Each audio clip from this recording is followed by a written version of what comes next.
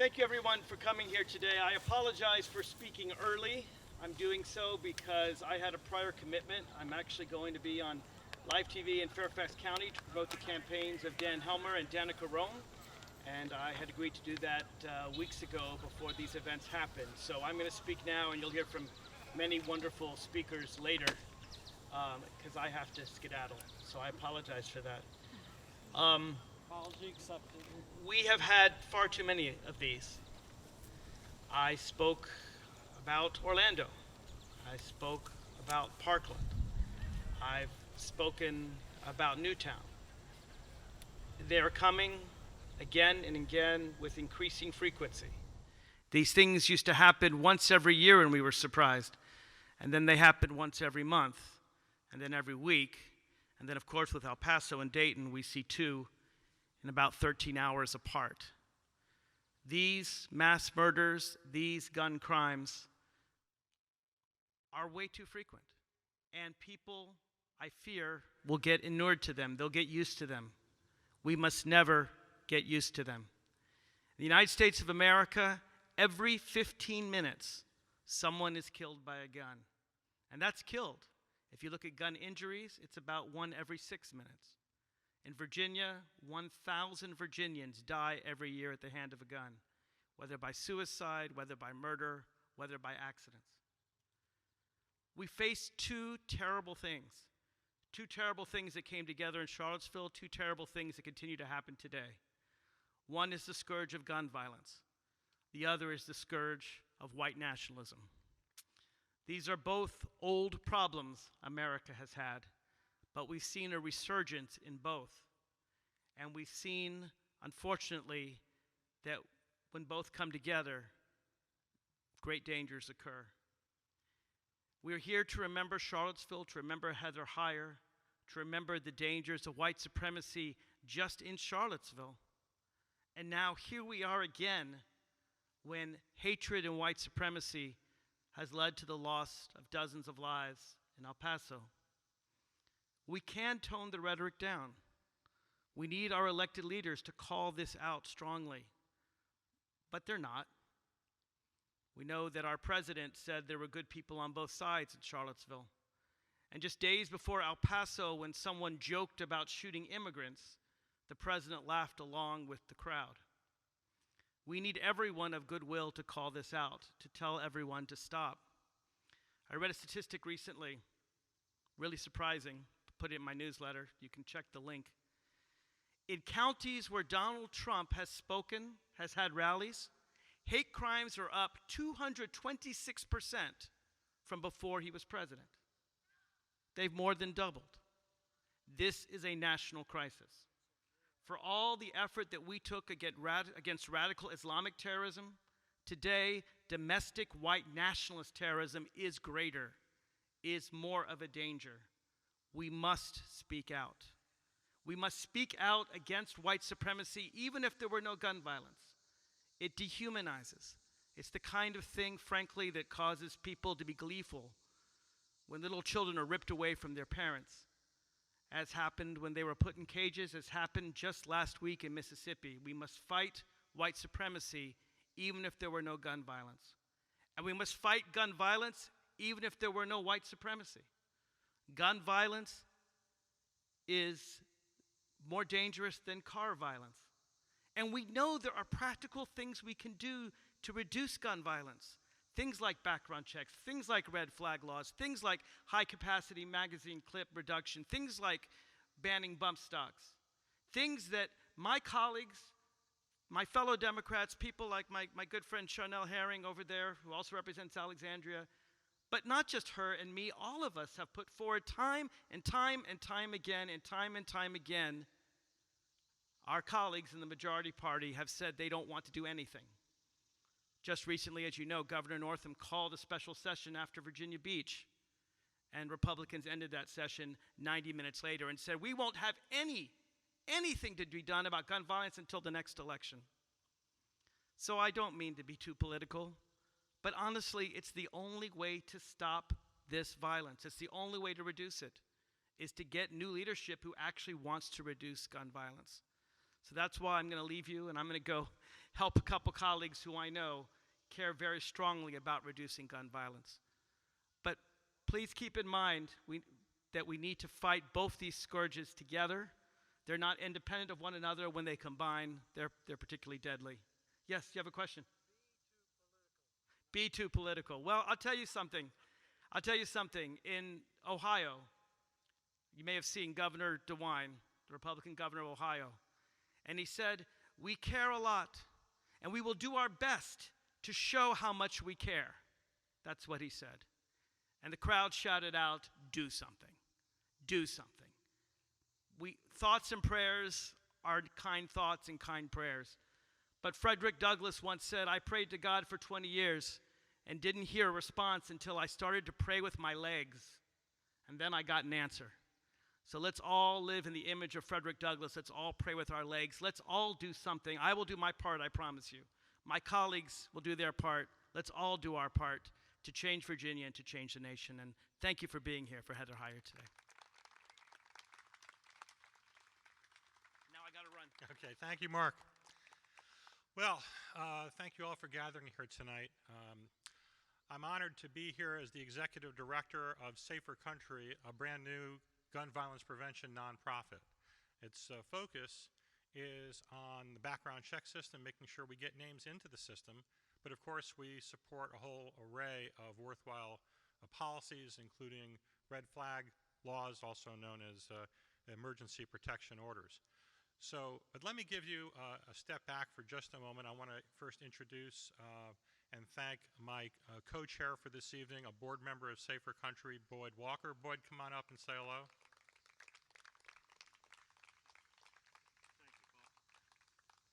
Thank you, Paul. And so Safer Country, Boyd has helped me get this started off the ground.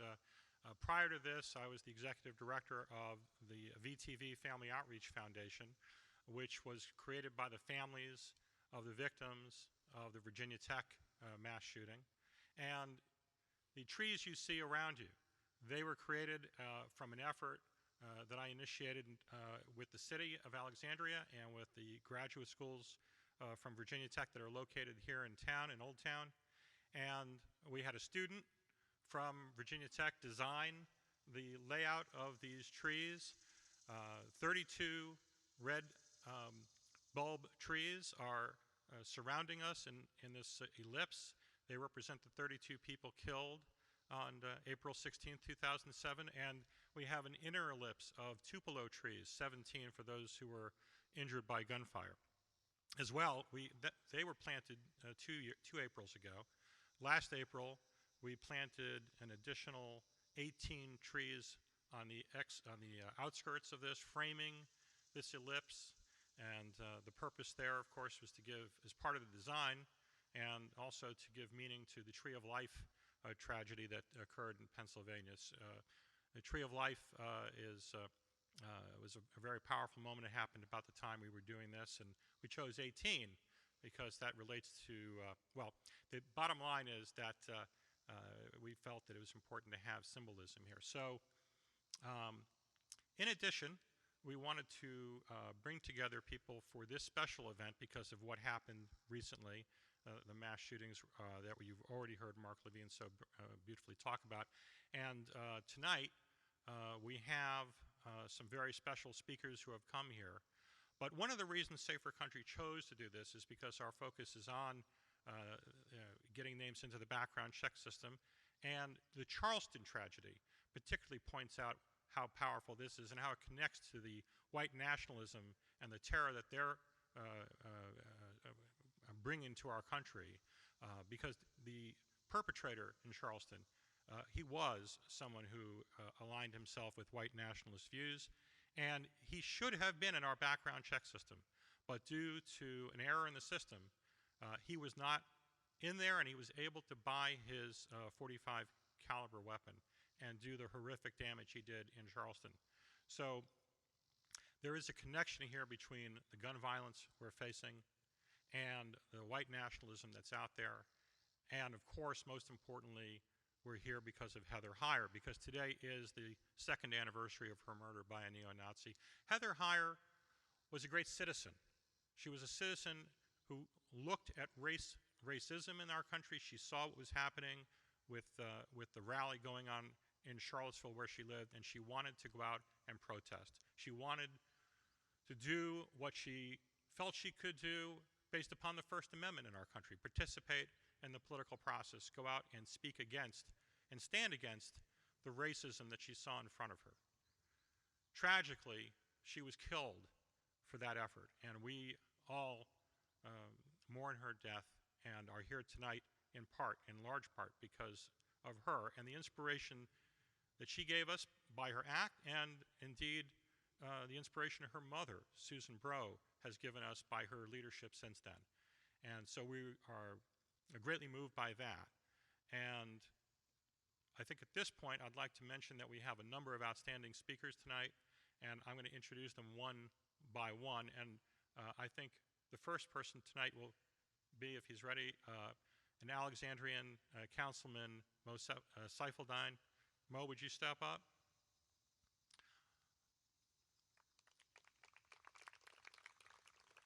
You know, we're a nation of immigrants, and we can't be prouder of the fact in Alexandria that we've elected our first Muslim city council person who was born in Sudan. And so I will turn the mic over now to my good friend Mo. Thank you. Hello, everyone. Good evening. My name is Mohammed Saifuddin. I am a council member here in Alexandria, Virginia. First of all, thank you all for being here. And thank you, Paul, for bringing us together to remember this. I remember being here, I think, last year, maybe a year and a half so, where we planted the trees. And I think mine's actually right there that I've planted with some young students here from T.C. William and around the area. And those students gave me hope of what we're fighting against now, because the spirit that I saw in them is the same spirit that I see that has and was embodied by Heather. So I heard Heather's mother say that she died believing, she died standing for something that she believed in. And that is justice. And that is knowing in taking a position of neutrality during this time is taking the side of the oppressor. So she decided to stand up. She understood the concept that the threat to justice, injustice anywhere is a threat to justice everywhere. And she embodied that, and she died fighting for it. And she stood up for white nationalism. If we go back in our history, in our time, we have Reverend Martin Luther King, Malcolm X. All these gentlemen died fighting for something, for rights. And embodied within that spirit of fighting is white nationalism. So while we mourn Heather and remember what she stood for, we also have to understand white nationalism is not just people showing up to Charlottesville, not someone saying that they're fine people on both sides of that argument, but rather that white nationalism has been, it still is, institutionalized in our system. And that is the only way we should be able to move forward, is to address that uncomfortable position that white nationalism still exists in our system today. Sure, we may make the argument that it's embodied in the presidency, but it has been there before, will continue to be here after, and it has to be addressed systematically, whether by appointing the right prosecutors, the right people, electing individuals who will not only show up to events and speak, but when they go back to their dioceses or to the chambers, they will put forward rules and fight for them vigorously and not just put their hands like this and say, well, we tried. We have to try harder. We have to be stronger in our resistance, because we've been doing this for too long, and we can't continue to say we're making progress, yet we're having the same conversation we're having today that were being had in the 1960s, 1970s. Just a few days ago, we saw the El Paso shooting, motivated by white nationalism. The shooter himself confessed that he wanted to kill as many Mexicans as he could. He traveled for about 6 hours. Why is that? Here's a number: 226%. 226%. That's the amount of hate crimes that have gone up since President Trump visited any county. Any county that this man goes to, crime has gone up, hate crimes have gone up by 226%. There is strong correlation about power, symbolism, and what it means to people. And if you want to make the argument that it's not true, look at psychology. The Stanford Prison Experiment. People respond to authority blindly. So when the president goes to a town and makes his comments, some people will react to it. And we see a manifestation of it as we've seen in El Paso. Just a few days in Florida as well. So it continues. We all have to stand up for it. We can't let Heather death go in vain. So we each have a duty.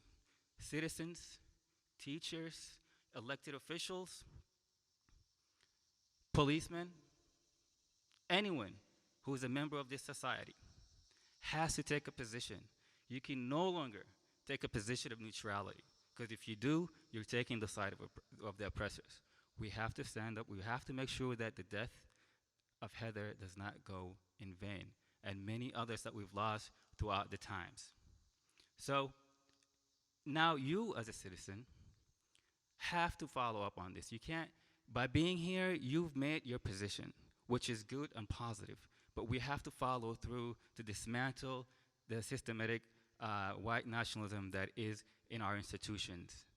Just the other day, 2 days ago actually, I saw a report that came from the Southern Poverty Law Center, where a member who works in the State Department has organized white nationalism events in DC, hosted political members from these organizations in his home, and continues to do so. But this report shockingly also showed that this person was standing there in Charlottesville. Till this day, up to 2 days ago, he's still working in the State Department. Nothing is being done about it. So we all here in this area know someone who works in these institutions. There are internal systems where people can make complaints. This person's name is known. So we have to go after it in that sense.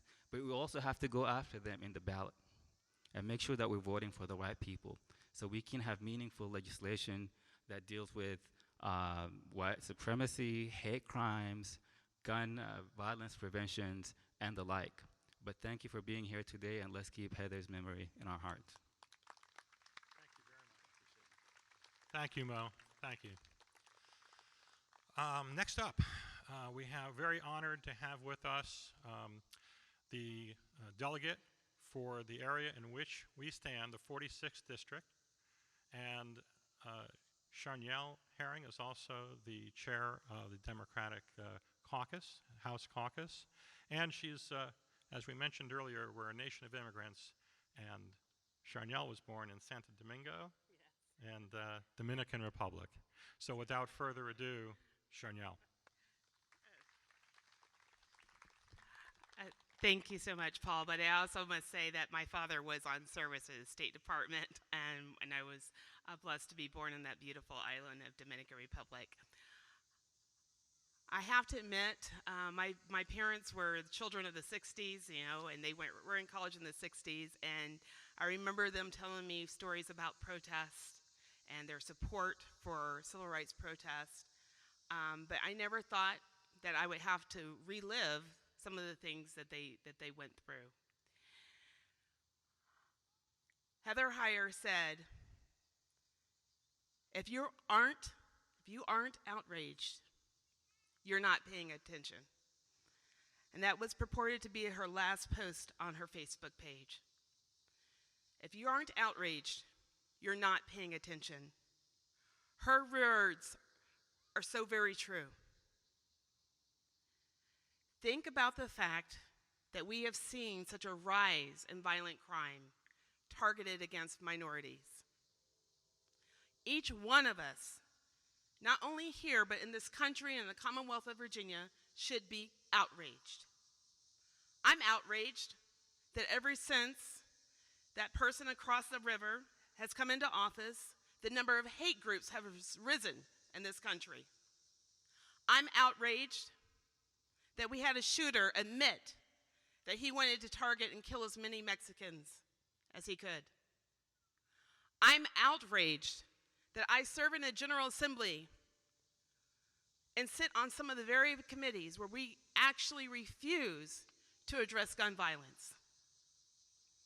I'm outraged that those bills are now sent to the Crime Commission, which I sit on. But I also have a sense of hope. And that's because you all are here. And I want us to really understand what's at stake here. If we do not act and make sure that people who are elected respond to our outrage, respond to the pain and the hurt that the families are feeling, respond to when a mother and father are scared to send their child to school because they do not know if there will be a shooting. There is something wrong in our country and in this Commonwealth when we have parents scared to send their children to school. We have an opportunity August 19th and August 20th at the Crime Commission to do something. I know there's a letter writing campaign at the entrance. I'm asking all of us to act, whether it be sending letters to the Crime Commission, whether it be testifying. You can do it online. We must show not only the Commonwealth of Virginia, but the nation that we will not tolerate hate. We will not tolerate violence. The time to stop it is now. Again, Heather Heyer said, if you're not outraged, you're not paying attention. Make sure that your passion that brought you here floods over to your neighbors and to your friends. Make sure they register to vote. Make sure they get to the polls. We can make a difference, but the time is now, my friends. We cannot allow this to go on any further. Thank you so much.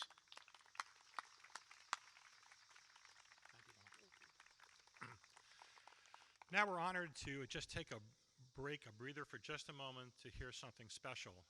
A wonderful performance by our friend Tammy and her husband, Kennard, I apologize. Tammy and Kennard.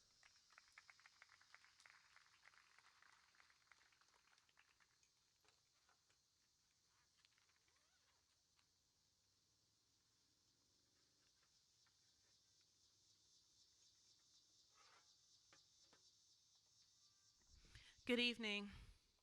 My name is Tamara, and Tamara Wellens, and this is my husband, Kennard Cherry. And thank you. Although I don't live in Virginia at this time, I am a Virginia native. I grew up in Southampton County, Virginia, down in the southern part of Virginia. It's kind of a different world from up here. But I grew up around civil rights activists and people who were just like you and who came together, who rallied together, who commemorated and remembered the things that's important to this country. And so, thank you, Paul, for inviting me to come to sing today.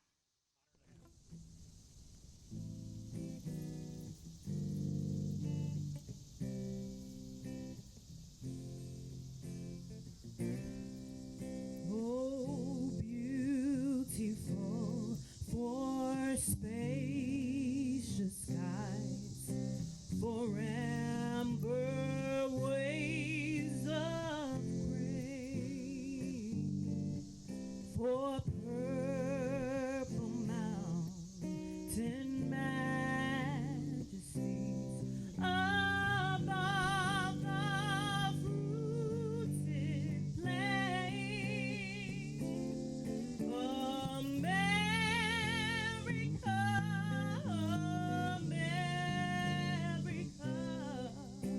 God shed his grace on thee and crowned thy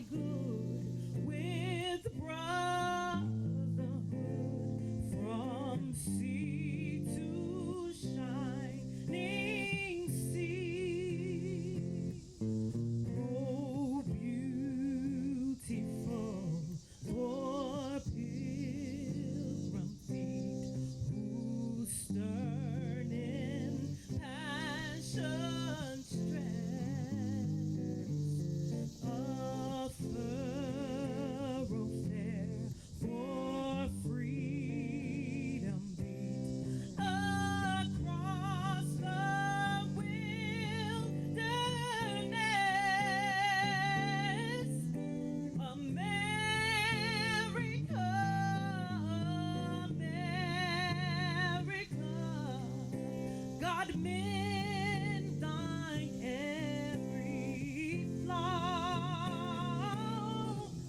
confirm thy soul in self-control, thy liberty in law. Oh, beautiful for patriotry that sees beyond the years.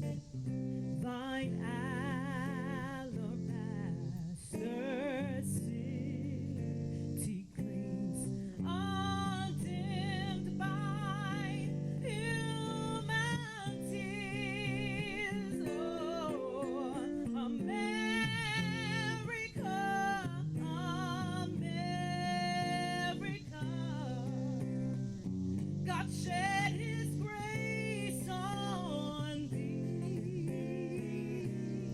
and crowned thy good with brotherhood from sea to shining sea.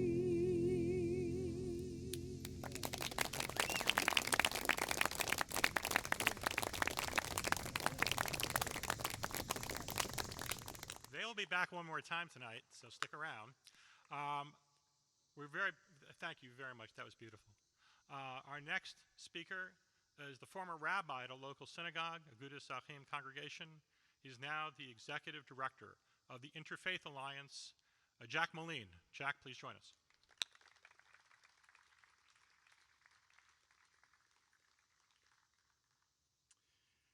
Thank you, Paul. Thanks for the honor of being here with you.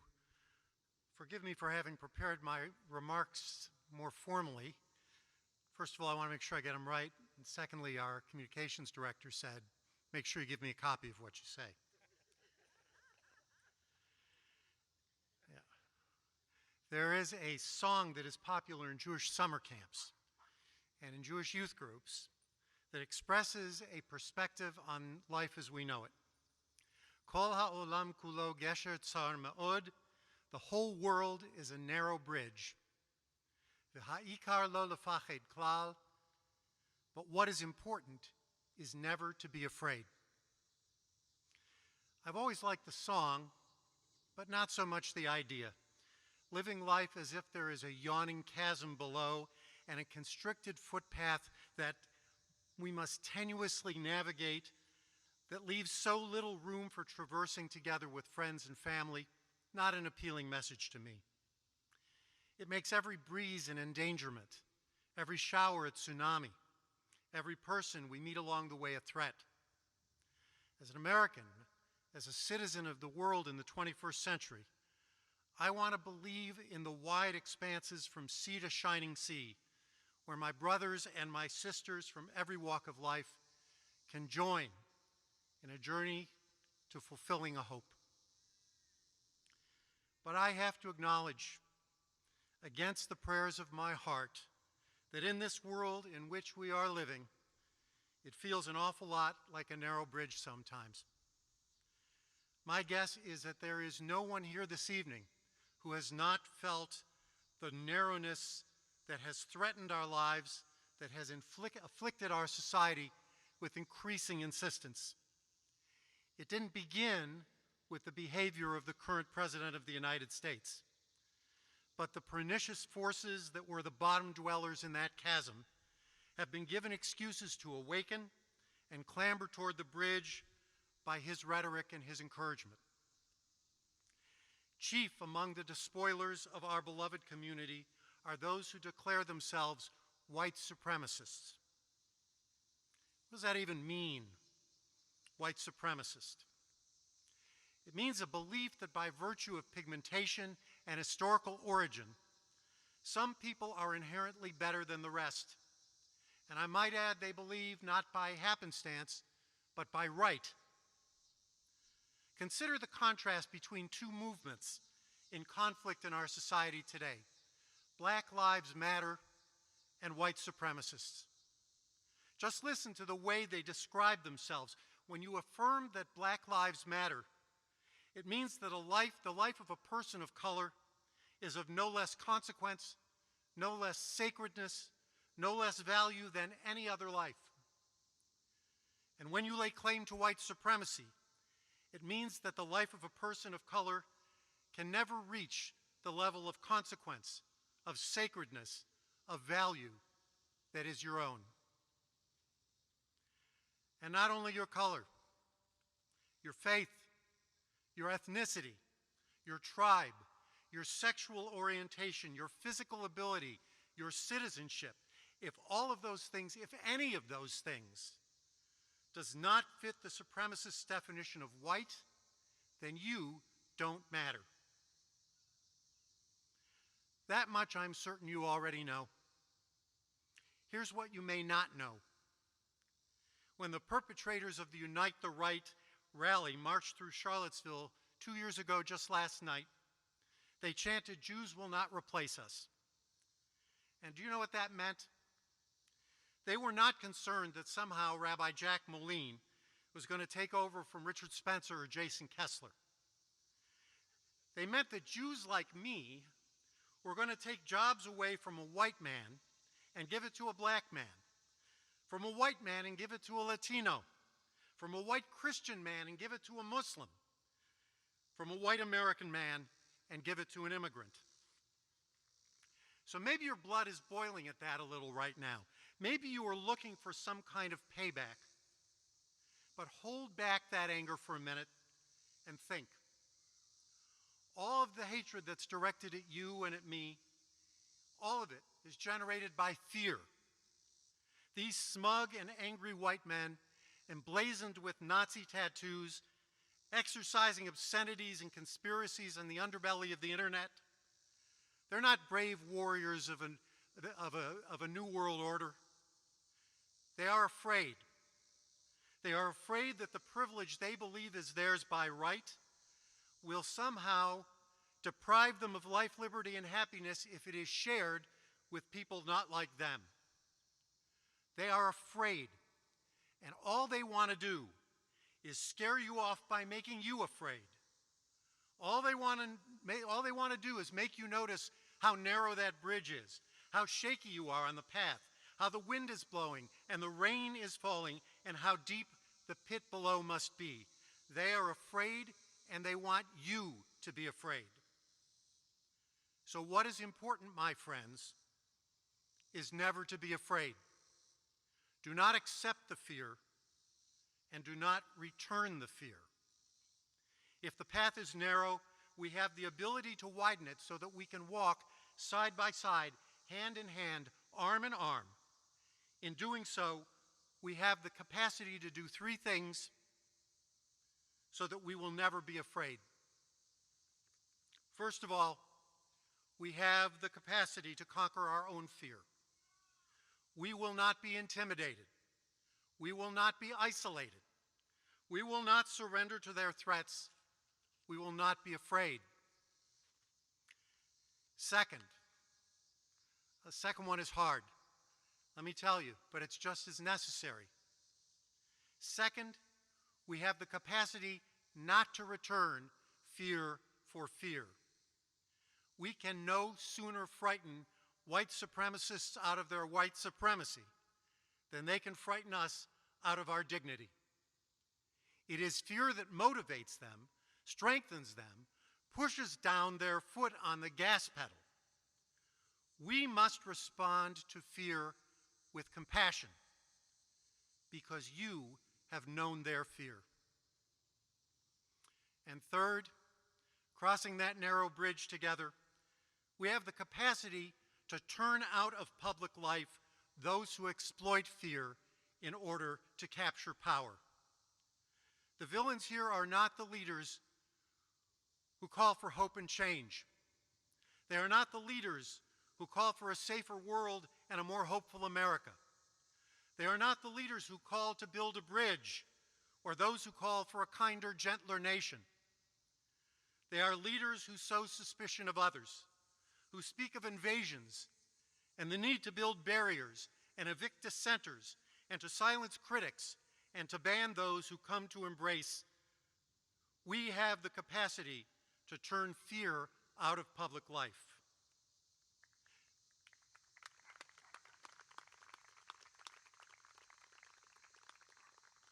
Because the whole world is a narrow bridge. But what's important is never to be afraid.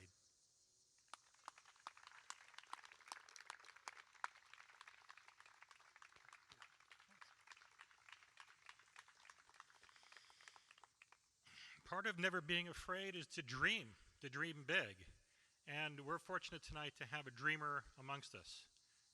Luis Aguilar, the head director of CASA in Virginia. Please join us.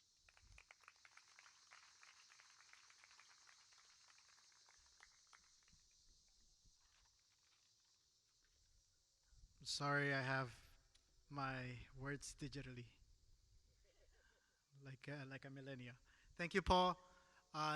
First of all, thank every single one of you, not only for your time, for your energy, for being here. My message is not necessarily to you because you're already here. My message is for those who are not here. And so first of all, thank you. Thank you, Paul, for the invitation. My name is Luis Angel Aguilar. I am with CASA, a community organization that fights for immigrant justice and for transformational social justice change. That is what we do every single day. And we do it here in Virginia. We're here today to remember Heather. And that's very important how we do that. I think it's very important. As a community organizer, now a director, but always a community organizer, it is very critical that we realize how we do that. And we just saw what happened. We just saw what hatred did in El Paso, Texas. We just saw what it did. Targeting people that look like me, that talk like me, that walk like me, people like me. I think it is because of this that we must stand up. We must have the courage to speak up. We have to be the change. We have to be the change, every single one of us. The change in our neighborhood, the change in our community, the change in this society. We have to be that transformational change. But I know many of you here today are part already of that change. That's why you're here. The message is for those who are at home. The message is for those who are in their couches, watching TV, watching the news, and who haven't done a single thing about this. I'm going to say a quote because I think quotes have a lot of impact. The real damage is done by those millions who want to survive. Who want to survive. The honest men who just want to be left in peace. Those who don't want their little lives disturbed by anything bigger than themselves. We know many of those. Those with no sides and no causes. Those who don't like to make waves or enemies. That quote is by Sophie Scholl, a member of the White Rose movement in Germany. And she was executed by the Nazis for organizing in a college very early on. And so we must look back to history and see that we have no option. We don't have the option of inaction. We don't have the option to sit home and do nothing. We must take action. That is the only way that we can remember Heather, because she did do something. She was there fighting racism. She was there fighting not only for herself, for oppression, against people who espouse that hatred, that racism, people who believe that I'm a target, people who believe that I am the enemy because of the color of my skin, because of my name, because of the language that I speak, because of my nationality. And so we must combat those folks. We must combat this administration. And like Paul said, this is not partisan. Let's not get this wrong. I, as somebody with DACA, I cannot be part of any party. I am neither a Democrat nor a Republican, nor could I be an independent. I cannot vote. But it is critical that we call out the racism, the hatred, not only within this administration, but within the political party that is the Republican Party, that every single day attacks my community. And we must call it out every single day. And so,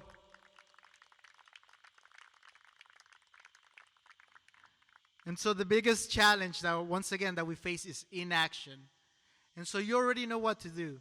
But talk to your peers, talk to your friends, talk to your family. If you had someone that didn't come today, you have to talk to them because they should be here today. So remember, it is not about me, it's not about you, it's about us, it's about our community, how we can improve it. And I want to leave you with another quote. The quote is, look at how a single candle can both defy and define the darkness. And that is by Anne Frank. And I think that's the best way that we can remember Heather. Thank you.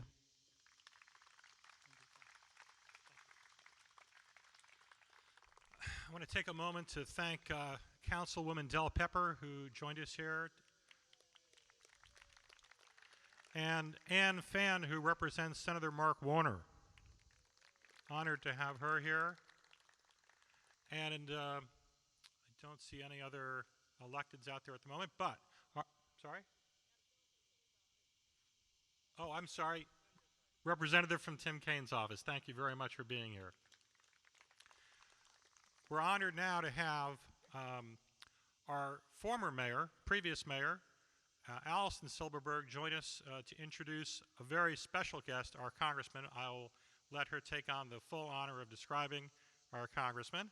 But I do want to mention something about Allison. Allison, as mayor, was here at the time of, and led our city, both at the time of a mass shooting here in our city, as well as the time of this horrific tragedy in Charlottesville. And she was very proud to introduce a statement of tolerance that was passed by our city council and spread throughout our city during that period. And so we are grateful for her leadership as mayor, and we are greatly appreciative of her being here tonight to introduce our congressman from our district. Please come on up, Allison.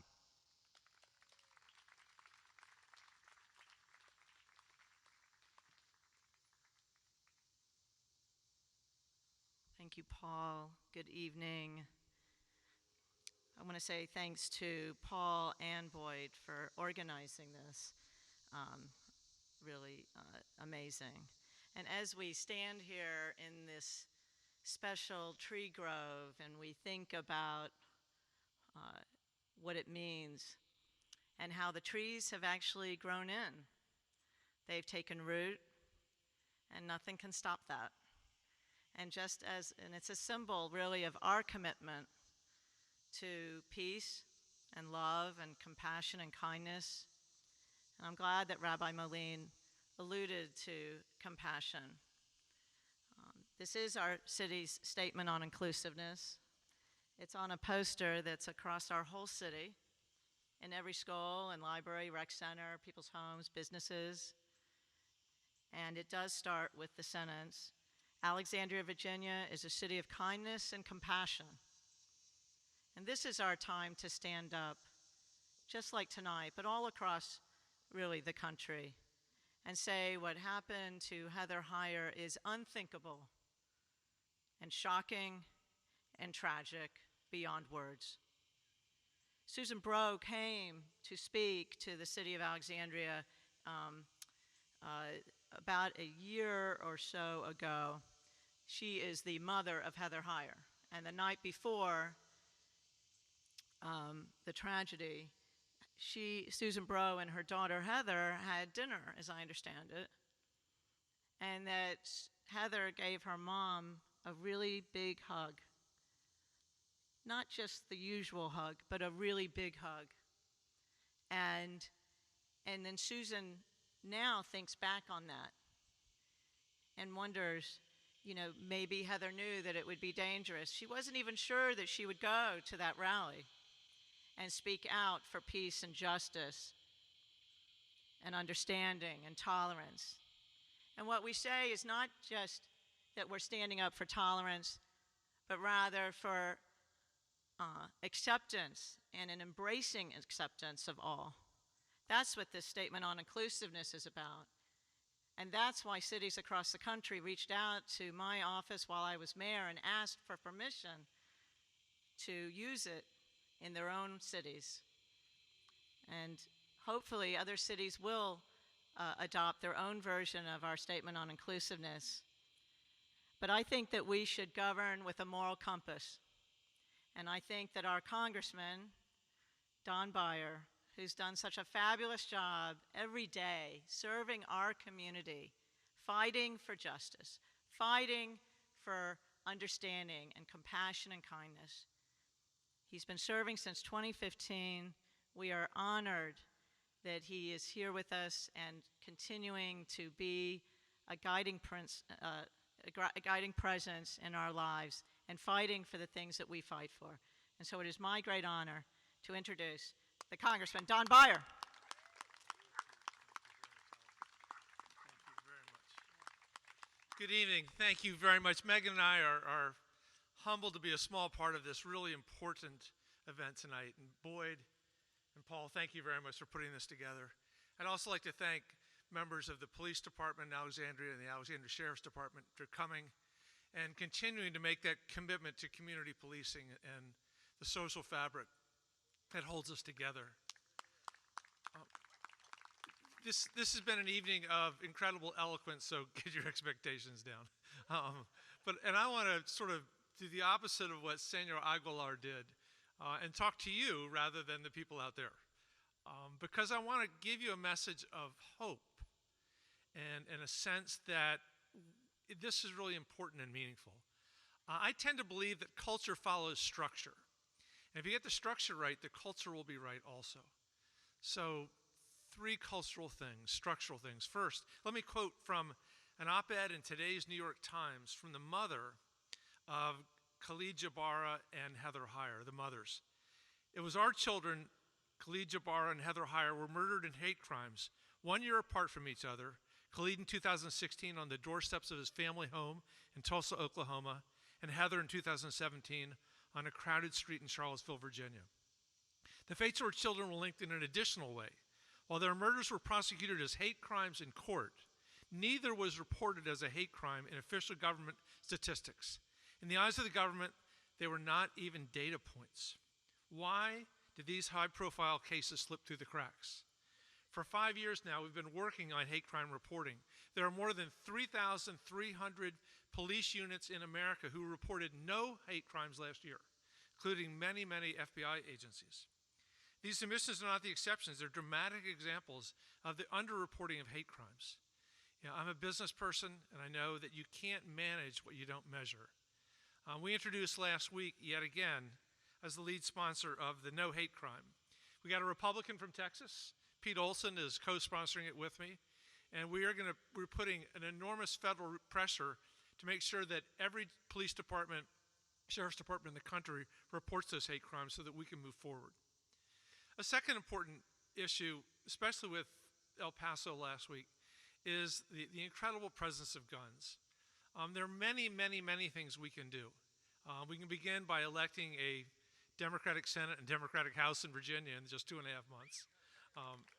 And when that happens with our Democratic governor, we can expect that Virginia, less than 6 or 8 months from now, could have some of the best gun laws in the country and the world.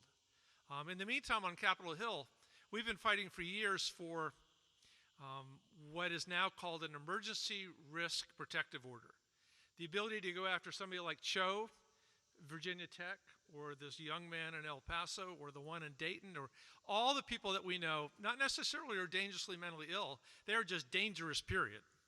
And you can tell it from their rants, from their Facebook, from their Twitter, from their friends, El Paso from their mother.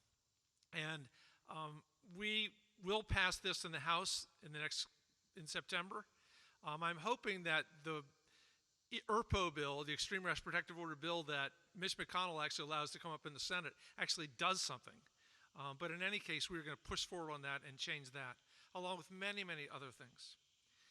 But finally, I want to give you a sense that as discouraged as we are, the incredible presence of evil in the White House, the stuff that we read about every single day, I deeply believe that history has a direction, and that the direction is forward. And for the oldsters around here like David Temple and me, we don't remember slavery, but I served with Doug Wilder, whose grandparents were slaves. We grew up with Jim Crow, with lynchings throughout America. In the 1950s, when we grew up, you had poll tests and literacy tests when only white males who owned property were really allowed to vote in Virginia. In the D.C. I grew up in, there were separate water fountains. I lived on the streetcar tracks to Glen Echo where African Americans couldn't come. And then when they integrated it, whites wouldn't go. And we have come a long, long way, and we're going to go a lot longer forward. Even the Black Lives Matter movement was not even possible in the 1950s or the 1960s. We have to recognize that racism is part of every society at every time. As Aristotle said, from the crooked timber of humanity, nothing straight was ever made. And all we can do is to be the best people we possibly can be, to fight against it in every little and big thing that we do, and recognize, at least hope. I don't know that history has a direction, but I really want it to be true. And that we do everything we can structurally and emotionally in the goodness of our own beings to move us in the right direction. With every friend we make, with every door we hold open, with every job we offer, with every law we pass, we move us to a much more just and perfect society. And tonight is a small celebration of that, and I am very grateful. Thank you.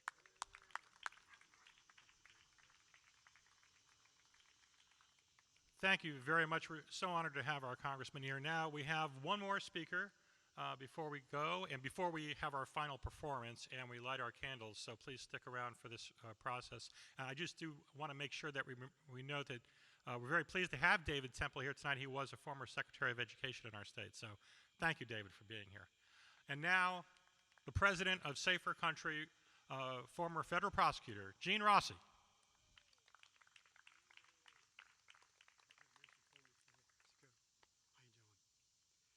Good evening. With no disrespect to all the speakers, especially Congressman Beyer, the highlight so far is singing America the Beautiful. That is an incredible song. And I'd love to sing it again after we're all done. But I want to say this. Paul mentioned that I was a former federal prosecutor for 27 years. And I want to tell you what a federal prosecutor really does. They are a voice for those who can't speak for themselves. And I carry with me today Heather Heyer's photo. And I did this when I tried cases. When there was a victim, alive or past, afraid, frightened, scared. You have to do something when you leave here today. I want to give you some homework for the next year and a half, basically. I want you to be a voice for those who can't speak for themselves, for those in El Paso, in Dayton, here in Alexandria, all over the country.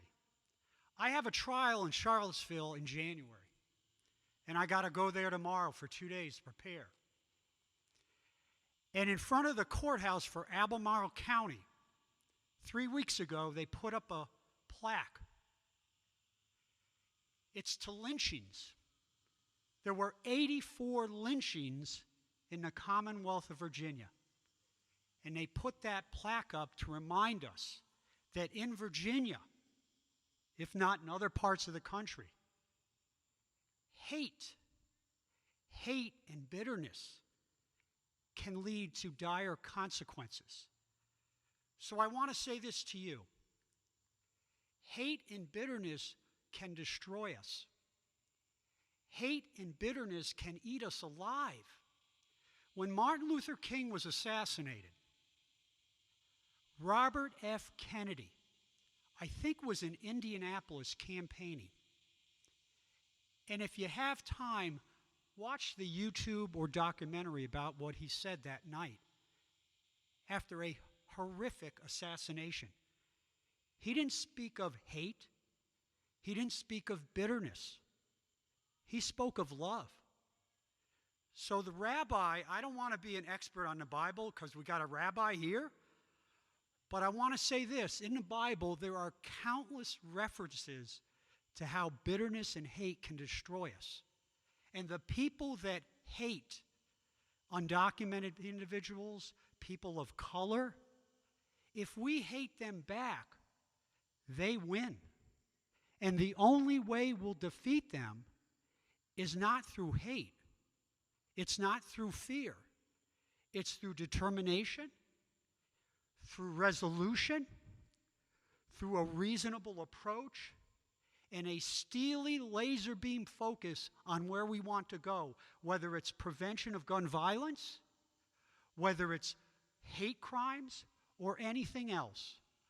This night is to remember Heather Heyer. But we have law enforcement here.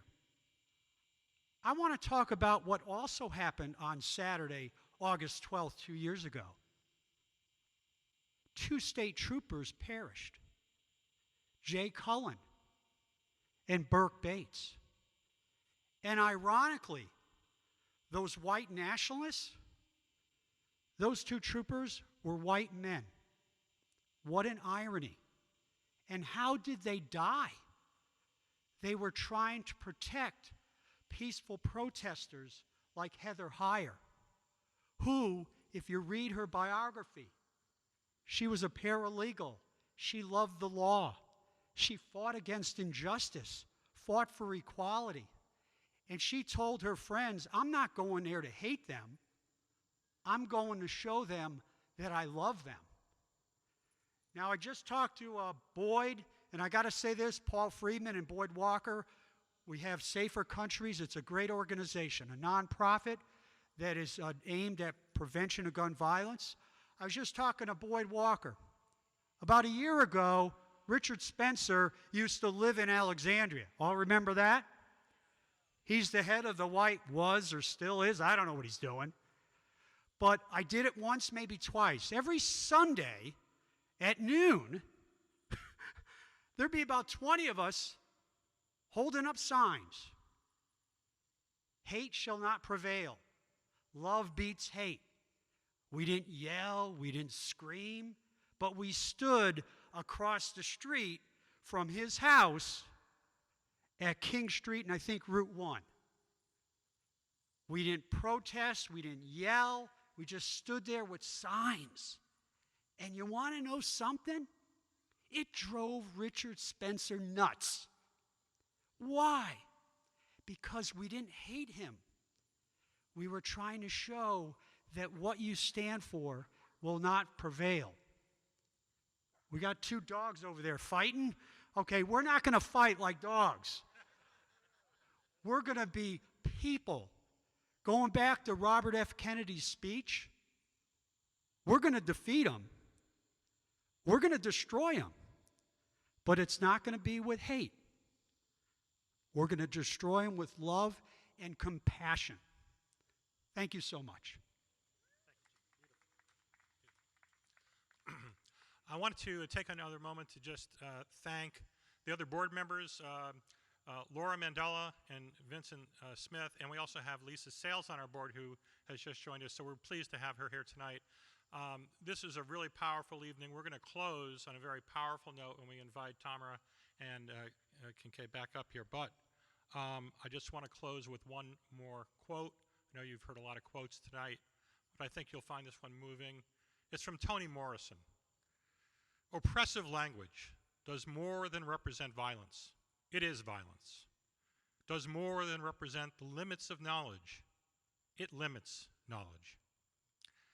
Thank you all for being here, and I'd like to invite our performers back to the stage for one final performance.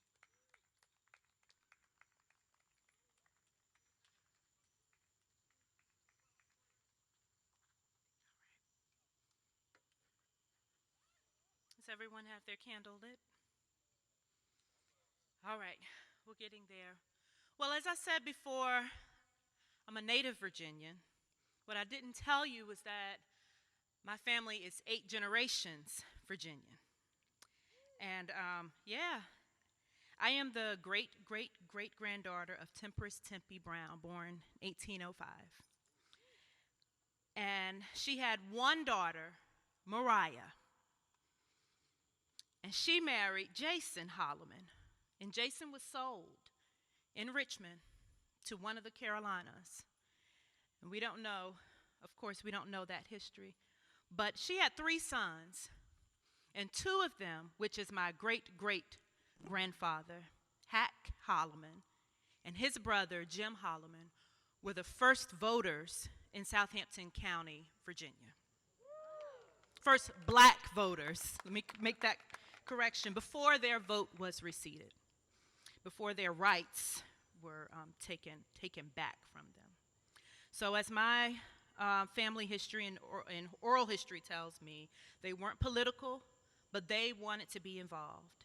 They wanted change, and today we sing for them.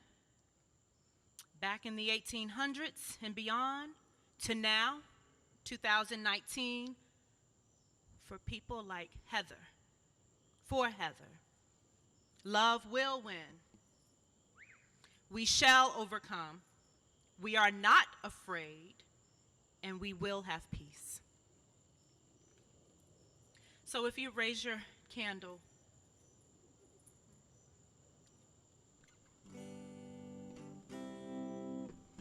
I'll lead, and you please, you can join in with me.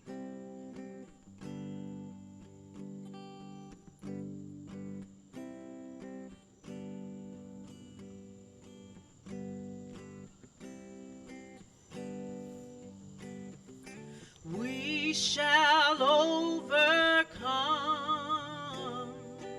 We shall overcome.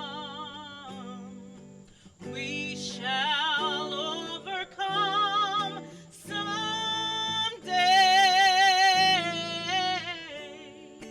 Oh, deep in my heart, I do believe we shall overcome someday.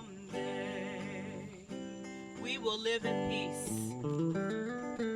We will live in peace. We will live in peace. We will live in peace today.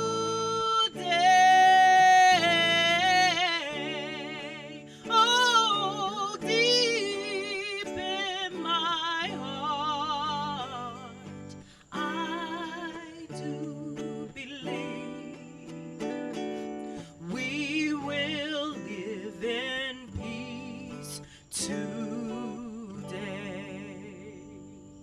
We are not afraid. We are not afraid. We are not afraid. We are not afraid today. Oh, deep in my heart, I do believe we are not afraid today. Don't let your voices, the last verse, we shall overcome. I like to hear you. We shall overcome. We shall overcome someday. Oh, deep in my heart, I do believe we shall overcome someday.